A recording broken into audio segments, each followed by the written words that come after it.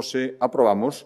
un teito de gasto para o ano 2027 que vai superar por primeira vez os 15.000 millóns de euros. E,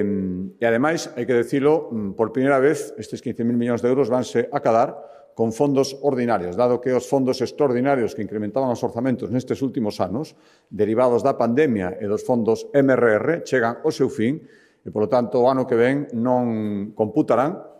ou polo menos a previsión é que non computen, na cantidade total, esa digo, por primeira vez vai superar os 15.000 millóns de euros. Ademais de aprobar o teito de gasto,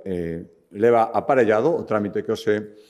aprobamos actualizar o cadro macroeconómico, as cifras macro da economía de Galicia. A previsión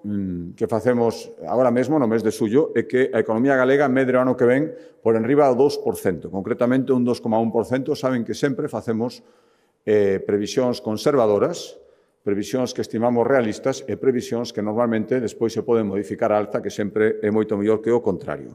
Seguiremos reduciendo a nosa débeda, a ratio débeda-PIB, e queremos situala por debaixo do 13% e a taxa media de paro que prevemos, o rematado ano 2027, estará en mínimos casi históricos, por debaixo do 8%. Esa é a nosa previsión. Por lo tanto, queremos seguir sendo un exemplo de xestión